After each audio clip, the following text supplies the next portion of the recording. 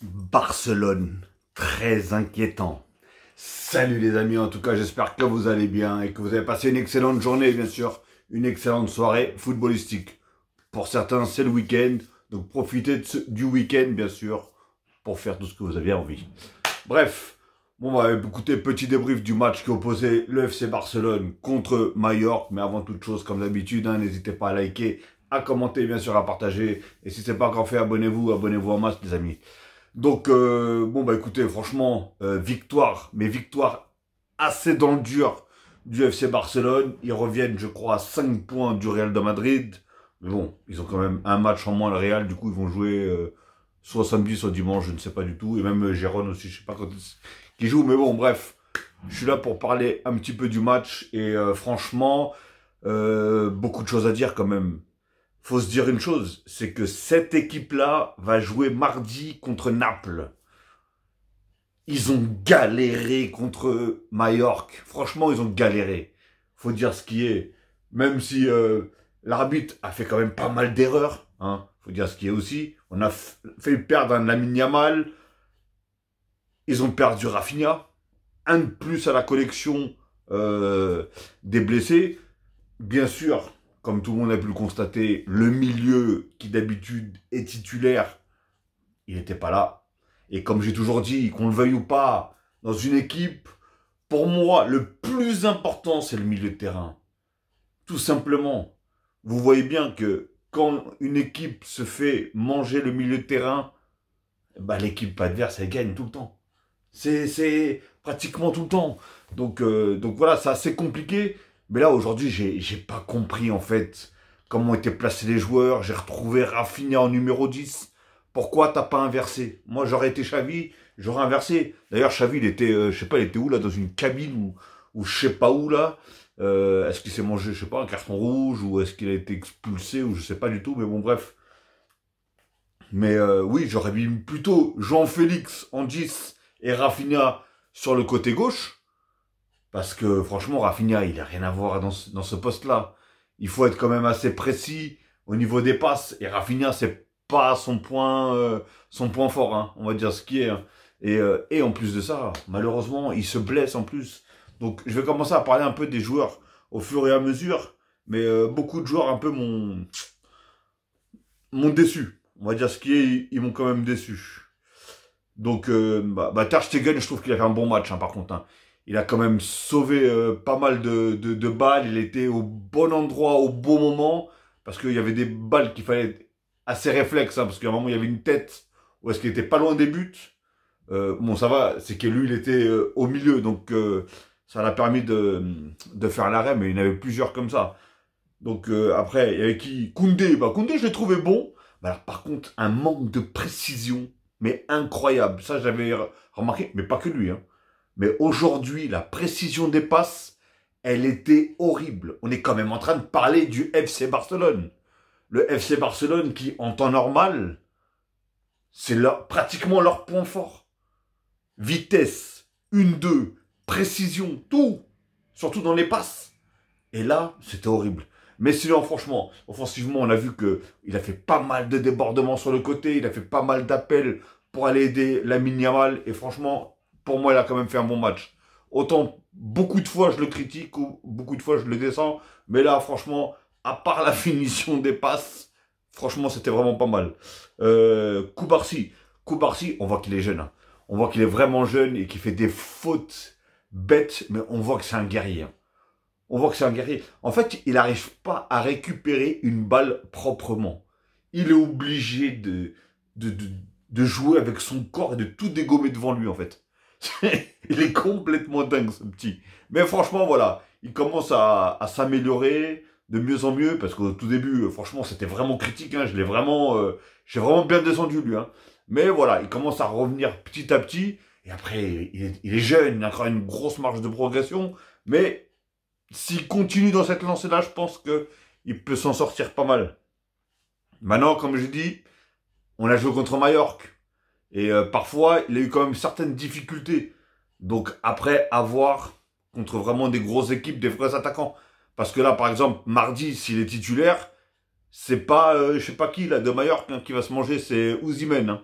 Et Osimhen, on sait que c'est quelqu'un qui bouge énormément, c'est quelqu'un qui prend beaucoup de volume de jeu, c'est quelqu'un qui bouge, qui frappe très bien, qui beaucoup de précision, etc., etc.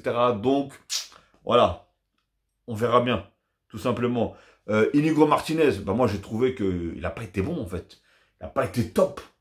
Et surtout à chaque fois, il se faisait manger en vitesse. Alors soit c'est l'attaquant qui est rapide, soit c'est lui qui est lent. Parce que franchement, à chaque fois, bah, il était obligé de le tenir parce que à chaque fois, il se faisait manger. Donc pour moi, il est passé à côté de son match, lui. Cancelo, il a fait un très bon match. Mais j'ai déjà trouvé, je l'ai déjà trouvé, il a un certain défaut, pas tout le temps, mais dans certains matchs, comme par exemple aujourd'hui, franchement, je l'ai trouvé très bon. Techniquement, on sait qu'il est très fort. Le gars, il arrive à éliminer, mais d'une façon magnifique, un joueur. Derrière, au lieu de la passer tout de suite, eh ben non. Il va essayer de redribbler, aller le plus loin possible jusqu'à la ligne du corner. Et après, bien souvent, il perd la balle. Ou sinon, il arrive à faire des centres bidons. Vers la fin, ça va parce que je voyais qu'il faisait beaucoup d'extérieur. C'est le genre d'extérieur, il mettait dans une zone qui était assez compliquée pour le gardien et assez compliquée pour le défenseur. Et à n'importe quel moment, un joueur qui dévie, c'est pas mal et ça rentre. Donc Cancelo, pour moi, il a fait un bon match. Gundogan, Gundogan, il a commencé, allez, les 20, on va dire les 20, 25, 30 premières minutes, on va dire. Franchement, hey, je l'ai trouvé énorme. Je le voyais comment il éliminait les joueurs, comment il cassait les lignes, comment il faisait tout ce qu'on demande et tout ce qu'on aime chez ce joueur-là.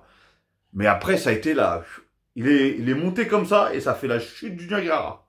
Franchement, au fil du temps, après, je pense qu'il y avait la fatigue aussi. Et surtout que c'est pratiquement un des milieux qui était correct. Parce que quand t'as un Christensen et un Rafinha, qui n'ont rien à faire au milieu. Un, c'est un défenseur, l'autre, c'est un attaquant. Il n'a rien à faire au milieu. Donc lui, c'est le vrai milieu de terrain. Donc je pense qu'il a joué pour essayer de combler ce manque de vrai milieu, tout simplement. Et d'essayer d'aider les deux qui sont pas du tout milieu de terrain. Donc voilà, Christensen, ouais, je l'ai pas trop vu réellement. Mais voilà, encore comme d'habitude, pour moi, c'est pas un 6. Hein. C'est pas un 6 et ça ne sera, je pense, jamais un 6. Tout simplement. C'est un défenseur central. Donc, voilà. Je sais pas, Xavi, il a envie de le mettre en 6. Bah, écoute. Après, peut-être qu'il il va progresser, il va rentrer un peu dans ce mood-là. Et du coup, tant mieux parce que c'est comme ça qu'il est titulaire. Parce que, par exemple, Arauro, aujourd'hui, il n'était pas là parce qu'il était suspendu. Non, il est pas blessé. Heureusement. Heureusement, parce qu'il manquerait plus que ça. Mais voilà. Mais sinon, en temps normal, derrière, c'est Koubarsi et Arauro, ou des fois, c'est Koundé et Koubarsi. Et Arauro, il se retrouve sur le côté droit. Mais voilà. Sinon, Christensen, ouais, ça peut aller. Rafinha, écoute, Rafinha, je l'ai pas trop vu non plus. On l'a mis au milieu de terrain, mais il était pratiquement collé à Lamine Yamal. J'avais l'impression de jouer à deux ailiers. Franchement, j'ai pas compris. Il a pas compris le poste à lequel je crois il devait jouer. Hein. Alors je sais pas si c'était une tactique, mais elle était foireuse la tactique. Réellement, elle était foireuse. Donc moi, voilà, j'ai pas trouvé ouf. Il a pas apporté non plus énormément. Et comme j'ai dit, hein, il s'est blessé. Il a quand même causé un penalty du coup. Et en plus, Gundogan, je trouve que il a commencé à baisser. C'est après son penalty aussi, surtout. Ça, je l'avais oublié. Tout à l'heure, je parlais de Gundogan. Mais ouais, Gundogan, il jouait tellement bien. Et dès qu'il a raté le penalty, j'ai l'impression qu'il descendait au fur et à mesure après. Après, on a qui d'autre João Félix. Je ne l'ai pas trouvé bon du tout. Alors, limite, j'allais dire inexistant. Mais vraiment inexistant. Je comprends pas Xavi, en fait. Xavi, pourquoi il fait pas rentrer dans ce cas-là Victor Roque?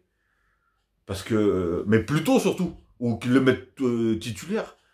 Mais là, je vois en Félix, je sais pas ce qu'il a. Est-ce qu'il a plus envie de jouer? Je sais pas du tout. Ça fait déjà un petit moment hein, que je le vois pas. Et pour moi, de toute façon, le match référence de João Félix, ça a été contre l'Atlético Madrid. Je l'ai jamais vu faire un match aussi bon, aussi fort, aussi technique, dans la réussite, dans tout ce que tu veux. Je l'ai pas vu. Franchement, je l'ai jamais vu, à part enfin, aussi bien que dans ce match-là. Et là, dernièrement, ouais, franchement, il est remplaçant parce que, franchement, j'ai l'impression, ses gestes techniques, ils passent pas, ses dribbles passent pas, il n'arrive pas à éliminer. C'est pas ouf, quoi. Franchement, c'est pas ouf. Et les 1-2 aujourd'hui, ils étaient pratiquement moisis. Allez, on a vu quelques bons petits trucs quand même. On va pas non plus tout mettre à la poubelle. Mais franchement, c'est pas Barcelone, quoi. Même si c'est vrai que, comme j'ai dit, énormément d'absents. Et d'ailleurs, il y a un problème au niveau du physique, là. Ils sont tous en train de tomber blessure, blessure, blessure, blessure. Et en plus, la plupart, c'est que des blessures musculaires. Donc, le préparateur physique, là, il a pas quelque chose à se reprocher, lui, un peu, non? Je sais pas, dites-le moi, hein, mais franchement, bah dites-moi d'ailleurs en même temps ce que vous pensez de tous les joueurs que je suis en train de citer. Est-ce que vous êtes d'accord avec moi ou pas, hein? Dites-le moi dans les commentaires. Et j'y répondrai, bien sûr, s'il n'y a pas d'insultes, hein. Sinon, je next. Et je vois pas pourquoi il y aurait des insultes. On a le droit de donner chacun son avis, quand même. Même si on n'est pas d'accord. Guillou, je sais pas comment il s'appelle. Un jeune de 18 ans aussi, pareil. Et bah écoutez, franchement, je pense que c'est un joueur prometteur. Je peux me tromper, hein. Je peux me tromper. Mais franchement, il a une protection de corps. Il a des très bons appels. Franchement, je l'ai vraiment pas trouvé mauvais du tout. Réellement, je l'ai pas trouvé mauvais du tout. C'est juste dommage, une chose, c'est que déjà, le défenseur, il le lâchait pas. Et quand ils étaient un ou deux sur lui, il le lâchait pas. Mais j'aimais bien ses appels, comment il passait souvent devant le défenseur, comment il jouait beaucoup avec son corps pour se retourner, pour aller vers les buts. Non, j'ai beaucoup aimé. Franchement, autant d'habitude, je suis assez critique, surtout sur les joueurs qui viennent de rentrer, qui sont jamais titulaires. Lui, il joue très peu. Je crois que je l'ai jamais vu jouer. Ou peut-être une fois, il a joué 5 minutes. Mais sinon, perso, je l'ai jamais vu jouer. Et bien sûr, Lamine Yamal. Bah, Lamine Yamal, on va pas dire qu'il a fait son meilleur match non plus, hein, parce qu'il a eu beaucoup de déchets. Mais il te met un but. Déjà, il te met la même, paf, barre transversale. Et deuxième tir, il te refait la même, paf, lucarne. Ah ouais, non, franchement, il n'y a rien à dire. Mais lui aussi, hein. Par contre, il a beaucoup de déchets, c'est sur les passes. Je comprends pas, parce que, franchement, il est précis. On a la preuve encore. Le mec, souvent, ses frappes, elles font mouche, ou elles sont au moins cadrées. Donc, je comprends pas. Des fois, des passes à 2-3 mètres. Mais ils arrivent à foirer ça. J'arrive pas à comprendre. Et il y avait aussi un défaut aujourd'hui, c'est que j'avais l'impression que il se marchait sur les pieds. On dirait il y avait des doublures à chaque poste. Ou des fois, j'ai retrouvé même 3, au lieu de faire des appels à droite, à gauche ou devant, non, les mecs, ils étaient 3 autour du ballon. J'ai pas, mais de la même équipe, de Barcelone. C'est ça ça m'a rendu vraiment ouf. Ça m'a rendu, franchement, j'étais en train de péter un câble sur ça. Et même les connexions, il n'y avait aucune connexion. On comprenait rien. Les mecs, dès qu'ils faisaient ils voulaient faire un 1-2, bah l'autre il a pas compris. Et donc la balle, je sais pas, elle partait où. Ah non, parfois c'était vraiment horrible. Allez, on va dire que les 10 dernières minutes, ouais, 10-15 dernières minutes, où ils ont commencé à faire entrer Lewandowski, Victor Roquet et tout ça là, qui d'ailleurs a fait une très bonne entrée, hein. Franchement, il a fait beaucoup de mal. Il a fait beaucoup de mal. Ah, je le voyais pas comme ça, lui, hein. J'ai vu il avait du talent. Ça se sentait qu'il avait du talent. Mais là, franchement, et pourtant, en plus, je disais, pourquoi il le met sur une aile? C'est pas du tout, le mec, c'est vraiment un numéro 9 à la base. Mais là, et même, il faisait trop d'aller-retour. Le mec, il y a pas longtemps qu'il était rentré. J'ai l'impression qu'il était rincé à la fin. Tellement il a couru. J'avoue, il a beaucoup défendu. Il a beaucoup monté. Et d'ailleurs, je voyais tellement de trous dans l'équipe du Barça. C'est ça qui me rendait ouf. À un moment, je vois même Christensen, il est parti de la défense. Il est monté pratiquement jusqu'à la surface de réparation adverse. Moi, je comprends pas. Il n'y a pas de joueur pour faire des passes. À la base, les défenseurs passent par le milieu passe par l'attaque. Donc, je comprends pas pourquoi les joueurs sont obligés de courir autant et de traverser et de se fatiguer. Ça, c'est de la fatigue. Je veux pas dire pour rien, parce que voilà, c'est bien aussi de casser des lignes, etc. Mais c'est là qu'on voit l'importance d'un De Jong, par exemple. Parce que lui, il joue tellement intelligemment, il sait quand il doit percer, il sait quand il doit passer. Il va pas se fatiguer pour rien, faire des courses inutiles bêtement. Et c'est ça que j'apprécie dans ce joueur-là. Et c'est ce qui nous manque aujourd'hui au milieu. Même Pedri, quand Pedri, il est dans ses jours où est-ce que il est bon, bah voilà, lui aussi, c'est pas quelqu'un qui a un gros volume de jeu. Mais le gars, il est dans les passes, déjà, ce que je reprochais depuis tout à l'heure. Dans les passes, la finition, les cassages de ligne, les passes en profondeur, tout. Voilà, c'est ça qu'on demandait. Aujourd'hui, il n'y avait rien du tout. C'était beaucoup de mauvaises passes, beaucoup de mauvais contrôles, beaucoup de mauvaises connexions, un peu de tout, quoi. Et franchement, c'était la forfouille. Parfois, je vous dis, j'ai l'impression que ils ont dit, allez, ils ont fait rentrer les 11 joueurs sur le terrain, enfin, sans compter le gardien, ça fait 10. Et ils ont dit, jouez comme vous voulez, vous avez un carte libre. Et donc, c'est pour ça, je vous dis, à un moment, j'avais Rafinha qui était pratiquement tout le temps à droite à côté de Lamine Yamal. À un moment, il y avait 3 au milieu, je sais plus c'était qui. Ils étaient limite en train de se marcher dessus. Et je me suis dit, c'est une blague.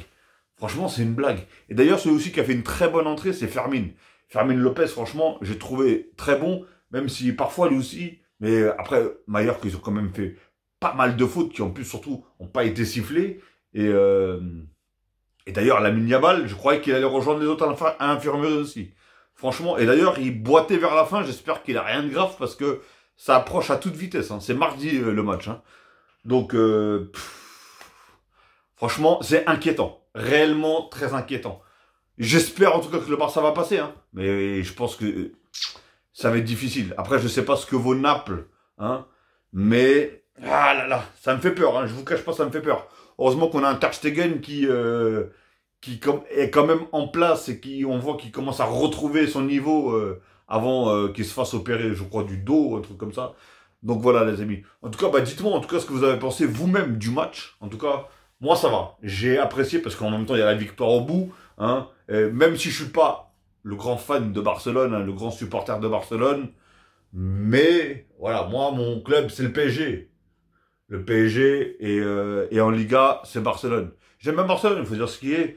Et depuis très longtemps. Et quand je les voyais jouer avant, et quand je les vois jouer maintenant, ah, ça fait mal au cœur. Hein. Franchement, ça fait très mal au cœur. Mais bon, après, comme on dit, qui se contente de peu ne manque jamais de rien. Mais là, ça devient compliqué. Hein. Franchement, ça devient compliqué. Déjà, c'est assez compliqué. Mais si en plus tu rajoutes une tonne de blessés, franchement, c'est horrible, tout simplement. Ok les amis, bon bah écoutez, en tout cas je vais vous souhaiter une très très bonne soirée ou une très bonne journée, tout dépendra de l'heure que vous allez regarder cette vidéo, et je vous dis à la prochaine les amis. En tout cas ce week-end il y aura d'autres matchs qui vont être débriefés, hein. Donc comme je vous ai dit, n'oubliez pas bah déjà mettez un petit pouce bleu, ça fait toujours plaisir, hein, et abonnez-vous, hein, abonnez-vous et cliquez sur la petite cloche en bas à droite pour avoir toutes les notifications, comme ça. Ding ding, ça va sonner une fois que je mettrai une vidéo en ligne. Ok les amis, allez, prenez soin de vous, prenez soin des vôtres, faites attention à vous et passez un très bon week-end. Tchuss les amis.